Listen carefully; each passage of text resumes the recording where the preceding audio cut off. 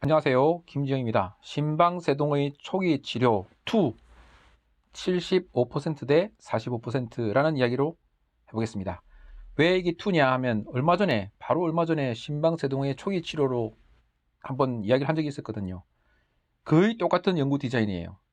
결과도 그렇게 차이가 나지 않는데, 심방세동을 위해서 약물요법과 또는 크라이오 어블레이션이라는 방법이 있었는데, 이 두 가지를 비교한 스타디인데, 마침 이 연구가 거의 비슷한 시기에 거의 비슷한 디자인으로 나왔어요. 그래서 그걸 얼마 전에 소개시켜 드렸거든요.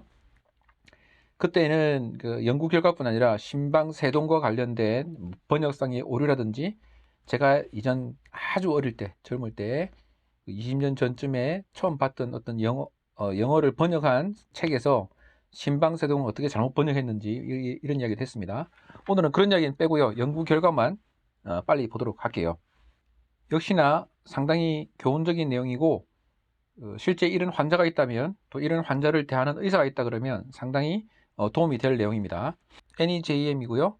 2021년 1월 28일, 약 1년 전에 나온 논문입니다. 크라이오 벌룬 어블레이션이라고 하는데, 치료법은 그렇게 중요하지는 않습니다. 일반인들은, 의사들은 당연히 알 거고요. 관련된 의사라면 냉동으로 소작술, 어블레이션이 태워버린다, 이런 뜻일 거예요. 아마 클릭하시면 요 내용은 논문을 볼 수 있고요. 배경을 보겠습니다.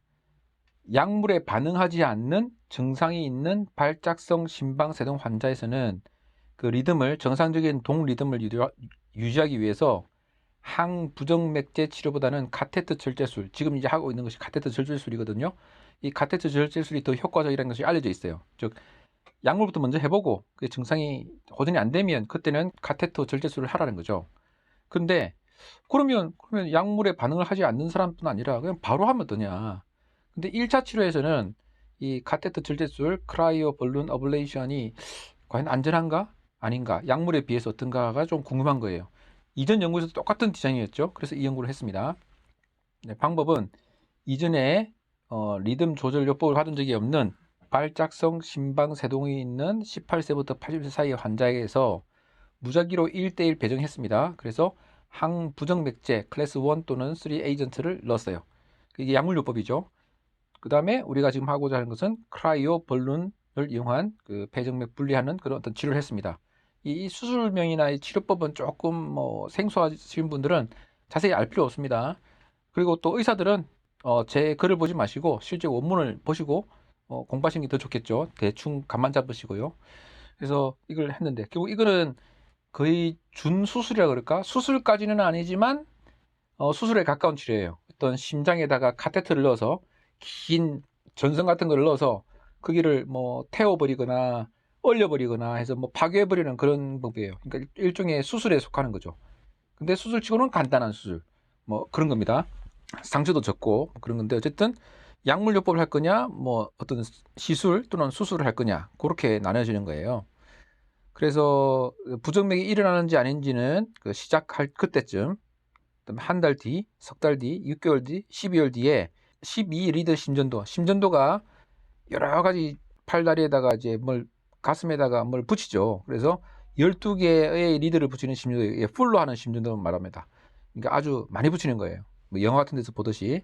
보통 이제 모니터링, 24시간 모니터링 할 때는 이렇게 잘 하지 않거든. 몇 개만 붙이거든요. 그래서 간략하게 하는 방법이 있고 12개를 다 붙이는 방법이 있는데, 1, 3, 6, 12개월에는 다 붙이는 거, 풀로 하는 걸 했고, 매주 3개월, 12개월 사이에는 증상이 나타났을 때 환자가 이제 전화를 거는 거예요.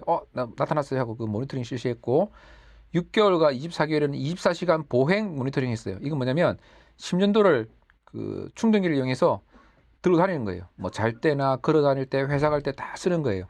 늘 할 수가 없거든요. 너무 이제 거추장스럽고 또 비싸기도 하고, 이게 24시간 되니까 24시간을 다 읽으려면 또 그 판독하는 자체도 또 일이거든요. 그래서 6개월부터 12개월 사이에는, 6개월 또 12개월 이때는 좀 이렇게 하루 종일 보는 검사를 했다는 거예요. 이걸 이제 했고, 그다음에 1차 종료 효능 종료점은 뭐냐면 프라이머리 엔드 포인트를 말하는 거예요. 우리가 진짜 보고 싶은 거, 그거를 하나만 딱 전하죠. 치료 성공인데, 치료 성공을 어떻게 보느냐, 카플란-마이어 분석에서, 이거는 생존 분석이죠. 카플란-마이어 분석을 해가지고 절차 또는 약물 용량 조정으로부터 회복을 허용하기 위한 90일 공백 기간 후, 그러니까 90일 이하, 석 달 뒤부터 말하는 거예요. 왜냐하면 석 달까지는 약물 조절하고 좀 뭐 이런 게 있기 때문에 그때는 이제 좀 제대로 된 치료가 아니기 때문에 석 달부터 이제 하는 거죠. 그다음에 절차의 초기 실패 또는 심방 부정 및 재발이 없는 것으로 정의됨. 이게 좀 말이 어렵거든요. 이거는 이제 의사들만 이해하시면 되겠습니다. 어쨌든 이렇게 잘 낫느냐 안 낫느냐를 본다는 거예요. 그 다음에 이제 1차 안전 종료점, 그 세이프티 엔드 포인트를 말하는 건데, 그 절제 그룹에서만 평가했어요. 약물요법에서는 안 했고, 이런 거를 이제 보겠습니다. 자, 이제 결과를 보겠죠. 그래서 했더니, 결과의 첫 번째는 이제 얼마나 많이 참여했냐 이걸 써주죠. 203명이 참가해가지고 104명은 절제술, 99명은 약물요법을 시작합니다. 왜? 무작위 배정을 했기 때문에 이 숫자가 항상 1대1로 딱 맞지는 않을 수가 있어요. 그게 무작위 배정을 하게 되면 대충 1대1이 되는 거죠. 그리고 절제 그룹에서는 97%에서 초기 성공을 했습니다. 자, 우리가 진짜 보고 싶었던 건 12개월째까지의 카플란 마이어 에스티메이트죠. 이건 곡선이 나타날 텐데 다음에 곡선이 있습니다. 자, 보면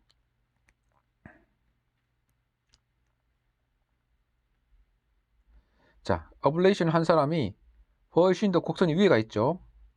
이 빨간 곡선이 약물요법이거든요. 약물요법은 훨씬 더 아래 있어요. 이게 74.6, 45.5예요.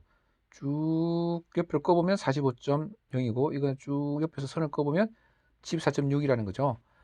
보면 초기 3개월 동안은 보지 않게 됐습니다. 근데 초기 3개월을 그래도 그나마 본다 그러면 이 초기 치료법, 이 수술하는 법은 초기에 뭐 시술에 의해서 갑자기 뭐 어렸을 때 온다든지 이런 문제 생길 수 있어요. 심장에다 뭔가 전기를 탁 가하고 뭐 냉동하는 거니까 부작용이 초기에 생길 수가 있죠. 수술은 생긴다면 초기에 생길 수 있죠. 그런데 시간 지나고 보면 결과적으로는 이 어블레이션이 훨씬 더 높다는 걸 알 수가 있어요. 그러니까 드럭 세라피보다 어블레이션이 훨씬 좋다는 걸 알 수가 있습니다. 근데 초기에 문제가 있죠. 초기에 이런 것들이 이제 사람들이 좀 꺼리는 거죠. 수술이나 준수술에 대한 꺼리는 이유입니다. 그리고 의사들은 또 유의해서 봐야 될 게 이 카플란마의 컵을 그리면 항상 이 넘버 앤 리스크 꼭 써주셔야 됩니다. 저는 이걸 꼭 쓰도록 많이 권하고 있습니다. 제 강의를 들어오시면. 그리고 또 이걸 할 수 있도록 제가 그래프를 만드는 법 도구로 말씀드렸고요. 쉽게 만들 수 있습니다. 넘버 앤 리스크가 어렵지도 않습니다. 그 다음에 보시면 여기 보통은 이제 이 파란색이 있고 약간 희미하게 그 섀도우가 있는데 이거는 섀도우를 없앴어요. 굳이 이제 그 다음에 센서 데이터, 십자가 나타나는 센서 데이터도 없앴네요. 단지 여기만 그 실내 구간을 표현했습니다. 간략하게 보이기 위해서 이렇게 했죠. 일반적으로 나타나는 그래프는 아니지만 그래도 뭐 나름 괜찮습니다. 이거는 로그랭크 테스트에 의한 P값이죠. 그래서 생존 분석을 할 때는 넘버 앤 리스크를 꼭 쓰도록 제가 권하는데 잘 하고 있습니다. 애니제임은 항상 넘버 앤 리스크를 쓰는 것 같아요. 제가 보기에는.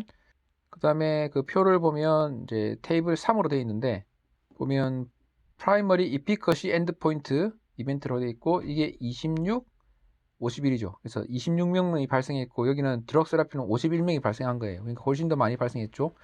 그 2배 가까이 차이 나는 거잖아요. 이 숫자는 2배 차이지만 실제 생존 곡선 자체는 꼭 2배는 아니죠. 45에 들면 이제 90이니까 아니죠. 마지막이 있다는 거고요. 요거는 케이스 자체는 한 거의 2배 차이 납니다. 그만큼 에벌레이션이 더 좋다는 걸 알 수 있고 각각 세부적으로 보면 이 숫자를 다 합친 게 26이거든요.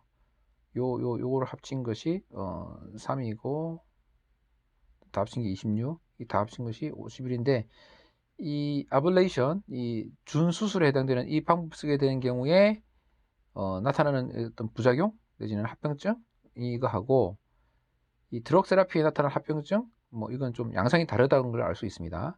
그 다음에 아트리얼 피브릴레이션 심방세동, 아트리얼 타키카디아, 심방의 타키카디아, 아트리얼 플러터 이런 것들은 양쪽 다 나타날 수 있는데 이쪽이 훨씬 더 많습니다. 이런 것들 아주 위험한 거죠. 그 다음에 등등등 이렇게 볼 수 있습니다.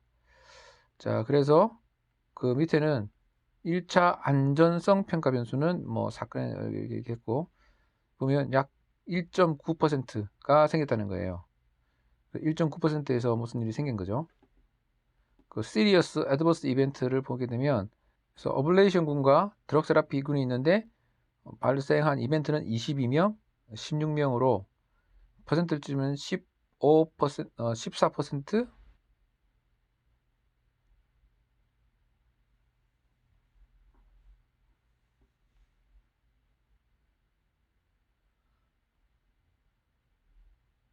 14%, 양쪽 다 14%니까 별 차이가 없는 거죠.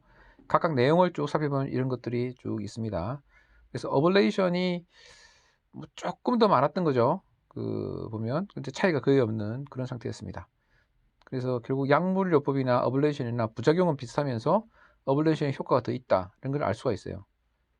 그래서 결론을 말하면 발작성 심방세동 환자의 심방성 부정맥의 재발 예방을 위해서 처음부터 아예 크라이오 벌룬 어블레이션을 하는 것이 약물보다 우수하다라는 걸 알 수가 있습니다. 됐고요. 그 대신 이제 그래프를 보면 느껴지는 게 뭐냐면 초기에는 이런 준수술에 해당되다 보니까 그에 따른 치료에 따른 부작용이 있을 수 있는 거예요.